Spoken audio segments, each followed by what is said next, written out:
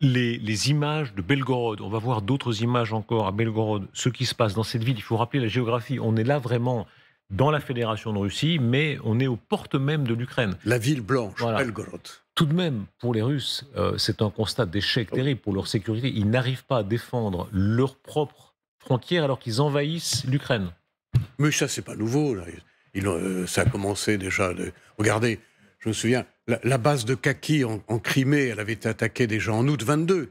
Donc, et la Crimée, pour la Crimée, c'est russe. Donc, Comment comprendre cette logique-là que ce sont des coups qui feraient sauter tant de pouvoirs, tant de régimes ça aurait lieu, n'est-ce pas, en France, en Allemagne, etc. Le ministre des Armées aurait déjà sauté. Voilà.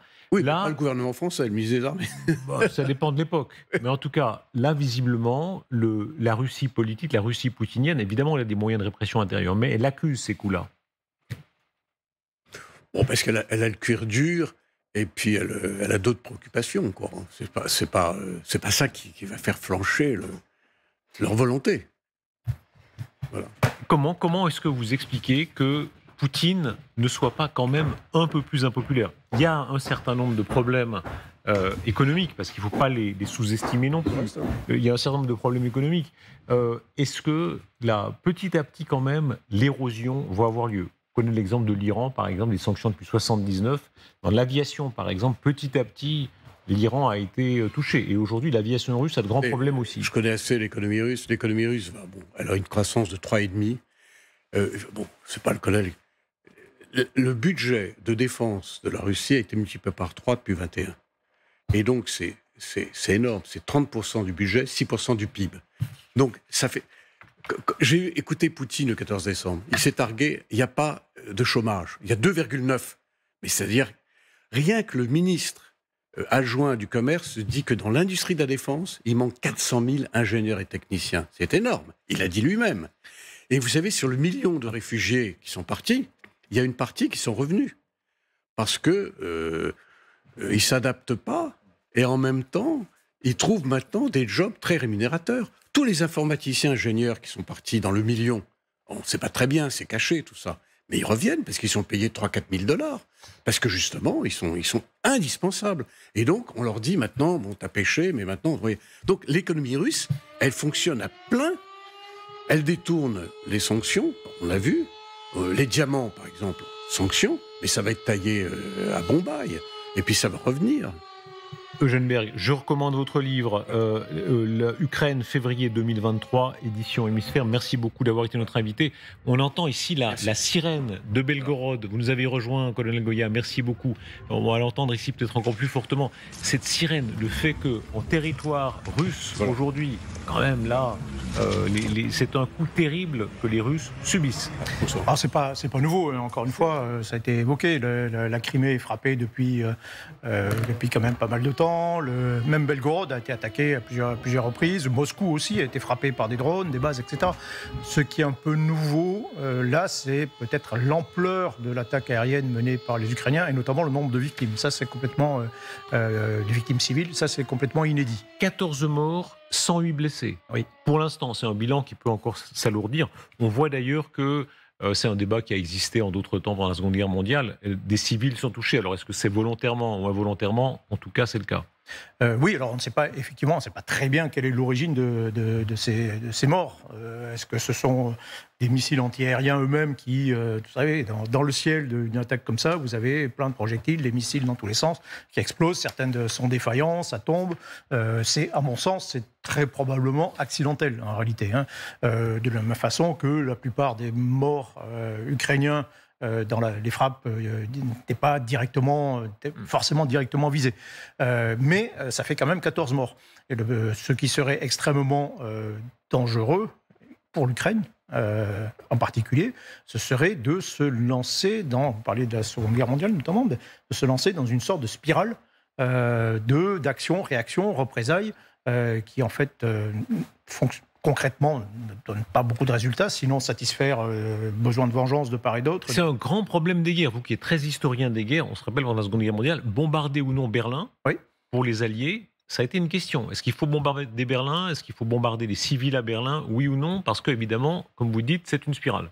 Oui, bien sûr. Et ce qui est peut-être le plus fou, c'est qu'on a commencé par avoir, par exemple, les bombardements sur Londres en 40, en particulier, 1940, où on voit, les Alliés, les Britanniques en particulier, voient qu'en réalité, ça ne provoque pas d'échec. La population ne craque pas, au contraire, etc. Et ils se disent, il faut quand même le faire. En se disant, bon, peut-être que les Allemands, eux, ils sont plus faibles que nous et ils craqueront. Et en réalité, ils plongent dans une sorte de spirale qui font que la population, lorsque vous avez une population qui subit des bombardements comme ça, le pire dans la guerre, c'est de subir les choses. Elle n'a qu'une envie, c'est qu'on rende l'appareil à l'adversaire, qu'on se défende et qu'on rende l'appareil. Même si matériellement, ça ne sert à rien, mais il faut faire les choses. Et on est typiquement dans ce cas de figure. L'attaque ukrainienne, l'attaque russe massive a peut-être des objectifs opérationnels plus précis. Là, l'attaque ukrainienne ne va pas changer la phase de la guerre, incontestablement. Il s'agit simplement de répondre et de satisfaire essentiellement au public ukrainien de besoin de montrer qu'on ne fait pas que subir et qu'on agit. D'un point de vue, disons, simplement technique, comment est-ce qu'on peut expliquer que ici les Ukrainiens arrivent à déjouer complètement la défense russe? Ils savent bien, les Russes, là on est aux portes de l'Ukraine, ils savent que Belgorod est très menacé. Ils ne l'ont pas découvert ce matin. Oui, alors ça peut paraître parfois étonnant. Comment se fait-il que même Moscou, c'est peut-être Belgorod, c'est à quelques dizaines de kilomètres de la frontière ukrainienne, donc à la limite, c'est peut-être plus facile pour les Ukrainiens de frapper. Mais il y a eu des raids de drones jusqu'à Moscou, en plein cœur. Et là, c'est encore plus choquant, je dirais, du point de vue russe. Mais du côté de Belgorod, vous avez aussi des troupes, des fantassins, des miliciens russes qui se sont infiltrés. Donc, je veux dire, c'est encore pire. Qu'on n'arrête pas des drones dans le ciel, bon, ça peut se comprendre, mais qu'on laisse pénétrer des gens au-delà de la frontière, ça, c'est pour les Russes, c'est plus difficilement compréhensible. La diffusion de la nouvelle, notamment dans l'armée russe, est-ce que ça peut avoir un effet? Parce qu'on parle des Russes qui veulent casser le moral des Ukrainiens. En sens inverse, c'est fait aussi pour ça. Oui, alors que ça ne marche jamais. C'est toujours l'effet. Si le but recherché est psychologique, c'est totalement contre-productif. Au contraire, ça peut plutôt pour effet de mobiliser les gens. De mobiliser les gens qui sont sous les frappes, sous les bombes, bien évidemment, mais de mobiliser aussi tout le monde. Et là, que ce soit de part et d'autre, en fait, c'est exploité aussi politiquement. Quand vous voyez des images de frappe, notamment sur Kiev, du côté ukrainien, où il y a peut-être des débats et peut-être des flottements, ça remet un peu tout le monde en ordre de bataille. Et il n'y a plus de discussion. Du point de vue occidental, quand vous voyez aussi ces frappes, ça incite plus à se dire, ok, il faut aider. Il faut aider les Ukrainiens, au moins pour se défendre. Dans la foulée, vous avez eu le Royaume-Uni qui a dit, nous, on envoie 200 missiles. 200 missiles, c'est peut-être ce qui a été consommé, en réalité, dans la seule journée d'hier. Donc, il en faudra certainement beaucoup plus. Et est-ce qu'ici, il y a un intérêt objectif pour les Ukrainiens à surtout ne pas lâcher? Parce qu'on est à un moment précis où beaucoup d'Occidentaux disaient peut-être qu'on va vers une forme d'arrangement. Pas du tout. Les Ukrainiens montrent que ce qu'ils appellent du défaitisme n'est pas du tout leur tasse de café. Non, ils n'ont pas l'intention de... Mais personne ne l'évoque, en réalité. Il peut y avoir des grincements... intérieur sur la manière dont on fait la guerre. Ça, oui, il y a peut-être des fractures, mais il n'y a pas pour l'instant de courant proposant de faire la paix. Parce qu'il y a encore... on se bat, on continue à se battre, d'abord parce qu'il y a une bonne raison, et ensuite parce qu'on a l'impression que ça sert encore à quelque chose. La bonne raison est toujours là, même si Kiev n'est plus directement menacé, mais les Russes sont toujours sur le territoire ukrainien, ils sont toujours menaçants. Et puis, l'utilité, alors oui, c'est l'utilité de faire des sacrifices, et peut apparaître un peu moindre maintenant, parce qu'il n'y a pas de résultat beaucoup sur le terrain. Mais malgré tout, la motivation demeure. Et ce sera d'ailleurs important de trouver aussi, il faut fournir des victoires aussi, pour donner l'espoir que continuer à se battre sert encore à quelque chose. Mais pour l'instant, la motivation, elle est intacte. Ça peut s'user, c'est-à-dire que lorsqu'on commence vraiment à douter et à se dire que oui, ça sert à rien, ça ne sert plus à rien d'envoyer son fils mourir sur le front, là peut-être qu'il peut y avoir du doute, mais il faut du temps. Il faut des années en réalité, le plus souvent historiquement, pour arriver à cette situation vraiment de doute. Vous avez bien connu la guerre de Yougoslavie, avec la haine, la violence, la boucherie qui a duré des années. Oui. Est-ce qu'on peut s'installer ici dans une guerre, parce qu'on parle, d'après le renseignement britannique, de 500 000 morts peut-être russes en 2025. Du côté des Ukrainiens, on n'a pas de chiffres, mais c'est aussi un désastre. L'obituaire ukrainien est aussi sans fin. Oui, bien sûr. Vous parlez de la Yougoslavie. Le siège de Sarajevo a duré 3 ans. Et il aurait pu continuer, d'ailleurs. Ça a été débloqué par ailleurs, mais ça aurait pu durer encore un certain temps. Et puis, les habitants de Sarajevo, au bout de 3 ans, ils continuaient à résister. Donc, ça peut durer très longtemps. La guerre entre l'Iran et l'Irak, une guerre de position aussi, qui ressemble à ce qu'il y a maintenant, depuis 1 an, en réalité, sur le front ukrainien. Ça a duré 8 ans.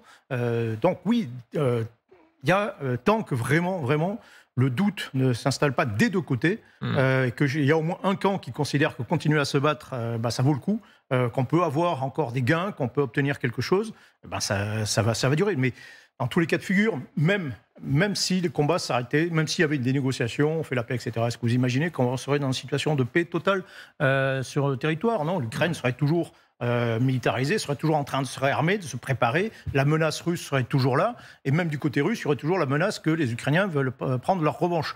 Donc on ne sera véritablement dans une situation de paix dans la région, je dirais même en Europe. Véritablement, je pense que lorsque le gouvernement russe aura changé et qu'on aura une politique russe qui sera radicalement différente et qui acceptera pour cela, il faudrait qu'elle accepte de se soumettre à la pression, en tout cas, et se soumettre à la force. Les images qu'on voit ici, c'est une réaction à l'action des Russes hier. Il faut rappeler l'ampleur de ce qui s'est passé. Attaque tous azimuts de la part des Russes sur l'ensemble du territoire ukrainien. Alors c'est vrai, Kiev, mais aussi Odessa, mais aussi Lviv, partout et par tous les moyens, les missiles, les avions, etc. Oui. Quel est le calcul de Vladimir Poutine de faire cela maintenant? Alors, il y a 2 niveaux. Il y a un niveau stratégique et un niveau plus opérationnel. Au niveau stratégique, il faut toujours penser à quel public le chef pense quand il lance une opération militaire. Est-ce que c'est l'opinion publique russe? Est-ce qu'il s'agit de faire craquer les Ukrainiens? Est-ce que le message est pour les Occidentaux, pour les alliés, le Sud global? Je pense que c'est généralement un peu de tout ça en même temps. Mais il y a certainement la volonté de transmettre un message de la part de Vladimir Poutine que, d'abord, on ne cède pas, on continue la guerre, on est un homme fort, on a encore les moyens de faire les choses et qu'on a l'initiative des opérations. Maintenant, au niveau plus opérationnel, il s'agit à la fois de faire pression sur le système de défense ukrainien, défense aérienne, c'est le bouclier de l'Ukraine. S'il craque, vous aurez des avions russes qui arriveront par centaines tous les jours sur l'Ukraine. Et là, ce sera une véritable catastrophe. Et donc, on met sous tension ce système de défense aérien. On l'évoquait un peu tout à l'heure, 100 missiles qui sont lancés, ça fait au moins 200 missiles antiaériens qui doivent être lancés aussi pour les intercepter. Et tout ça, c'est comme les obus d'artillerie, c'est pas éternel. Il faut renouveler tout cela. Et il y a du côté des Russes l'espoir que ça finira par craquer. Et puis ensuite, il y a des aspects plus directement matériels. Ça, ils frappent les réseaux énergétiques, les réseaux d'infrastructures, des bases, etc. Ils essaient d'une manière générale de maintenir une pression sur l'Ukraine. Ça, c'est une grosse différence entre la Russie et l'Ukraine. C'est que le territoire ukrainien peut être frappé, alors que le territoire russe ne l'est véritablement pas. On peut travailler en Russie sans problème, on peut s'entraîner militairement en Russie à grande échelle sans problème. En Ukraine, non. Donc il y a toujours cette menace et ça contraint énormément tout l'effort de guerre, qu'il soit militaire, qu'il soit industriel, en permanence, par cette simple menace. On se rappelle l'hiver passé avec les infrastructures, surtout pour le chauffage, qui avaient été visées, touchées souvent. On se rappelle ces scènes avec les gens qui devaient aller se réchauffer. Il y avait des tentes dans Kiev où ils allaient simplement recharger leur téléphone et puis prendre un chocolat chaud. Quel est le calcul ici ? Probablement le même que l'an dernier, c'est-à-dire que là, matériellement, les Russes ont reconstitué leur stock de leur force de frappe, de leurs missiles, et que maintenant ils disposent d'un marteau, ils vont l'utiliser, ils vont taper sur des clous, et donc ils vont relancer très certainement, s'ils disposent de moyens suffisants, à nouveau une campagne de pression sur l'Ukraine, avec les mêmes résultats. D'où viennent ces moyens? Je rappelle quand même que beaucoup d'éminents spécialistes disaient c'est fini, les missiles ils en ont plus assez, les armements ils en ont plus assez. Visiblement, hélas pour l'Ukraine, ils ont de la réserve. Ils ont toujours produit, malgré tout. Ils ont utilisé beaucoup. Il faut quand même cette campagne de frappe. Enfin, c'est passé par plusieurs phases. Ces 100 missiles, c'était tous les jours, dans les premiers jours de la guerre. Dans les premiers jours de la guerre, il y avait 100 missiles modernes russes qui tombaient sur l'Ukraine.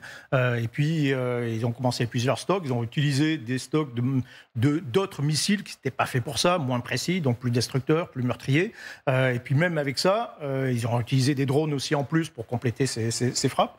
Mais au bout d'un moment, ils ont épuisé leur stock, mais ils continuent à fabriquer. Ils fabriquent peut-être, c'est pas très bien, entre 50 et 100 missiles par mois. Et donc, depuis le printemps où ils avaient arrêté les frappes massives, il y en avait toujours, il y a quelques attaques. Là, maintenant, ils ont constitué de quoi, sans doute, lancer une nouvelle campagne de plusieurs mois, avec des frappes régulières et assez massives afin d'essayer de saturer le système de défense. Et probablement quelque chose qui ressemblera à ce qu'on a connu à l'hiver dernier, et probablement aussi avec les mêmes non-résultats, parce que ça n'avait pas changé quand même le cours de la guerre. Est-ce qu'on est dans une escalade? Nouveau bilan, à l'instant, on parle maintenant à Belgorod de 18 morts, 111 blessés, donc action, réaction, la spirale dont vous parlez. Il y aura évidemment une réaction russe, et les Ukrainiens le savent bien, et s'y attendent. Bien sûr. Oui, alors, sachant que les attaques d'hier ont pris prétexte aussi de l'attaque en Crimée contre le navire, que dès le lendemain, donc vous avez cette attaque ukrainienne, que maintenant, je crois que c'est Shoigu qui disait, enfin les officiels russes qui disaient que cela ne resterait pas impuni, que ça allait provoquer des représailles, et ainsi ça peut durer très longtemps en fonction des moyens dont disposent les uns et les autres. Mais c'est une spirale, j'y reviens, qui est en réalité en fait assez folle, parce que ça ne sert pas à grand-chose, ça ne change pas le cours de la guerre, ça tue des gens inutilement. Et le pire, c'est que si du côté ukrainien, on se décidait à faire des frappes anti-civiles, là pour l'instant, qu'on frappe des objectifs militaires, il n'y a pas de problème, mais si on commençait à vouloir tuer directement des civils, là, c'est l'image de l'Ukraine aussi qui en pâtirait, et donc le soutien qu'on pourrait lui fournir qui en souffrirait aussi très probablement. Est-ce que vraiment l'image en pâtit? On se rappelle le débat qu'il y avait sur les assassinats ciblés, par exemple, tuer ou non Poutine, tuer ou non un certain nombre de responsables russes. Et au début de la guerre, les Occidentaux faisaient un peu les délicats en disant non, ça se fait pas, attention. Puis on voit que la guerre avançant, la Russie commettant ses crimes de guerre à elle en Ukraine, en réalité, on s'habitue à tout ça, de même que les bombardements de civils, de part et d'autre, on s'y fait. C'est affreux à dire, pardon, je ne veux pas paraître cynique, mais les opinions occidentales ont intégré l'idée que les Ukrainiens, par exemple, en se défendant, ils frappent à Belgorod et il y a des morts civiles. Ça, il y a peu de gens, on n'entend pas, pardon, je ne vois pas pour l'instant d'immenses débats là-dessus. Oui, parce que pour l'instant, ce n'est pas tellement le cas, mais si on voit se multiplier des images de frappes dans des villes russes, on voit des images d'enfants, c'est le même phénomène qu'on a pu connaître pour Gaza, par exemple. Si au bout d'un moment, ça, mécaniquement, ça souligne, ça va provoquer de l'indignation. Or, s'il y a une chose dont l'Ukraine n'a pas besoin, c'est de l'indignation au sein de l'opinion publique occidentale. La personnalité de Zelensky, la façon dont Zelensky est en train de saisir le moment, n'est-ce pas? L'Ukraine est bombardée, il se rend tout de suite sur le front, à l'endroit peut-être le plus dangereux du moment. C'est intéressant quand même. Avdiivka, il ne va pas se réfugier dans un bunker pour faire des communications depuis son bunker. Il va là où le feu est le plus grand, ici à Avdiivka. Voilà, on voit derrière lui le nom de la localité. C'est là où il y a eu le plus de morts, en tout cas, ces dernières semaines. Oui, c'est le centre de gravité, c'est l'endroit, c'est l'épicentre des combats les plus importants en ce moment, et il est au cœur des combats. Donc il reprend, je dirais, son rôle de chef. Il prend des risques physiques, il fait preuve de courage, incontestablement, de courage physique. Et il gagne des points, il gagne des points politiques, incontestablement. On ne peut que susciter de la sympathie et de l'admiration pour ce courage. Il reprend d'une certaine façon, il reprend peut-être un peu l'initiative après une période peut-être de flottement ou de fatigue. Donc il est dans son rôle pleinement de chef.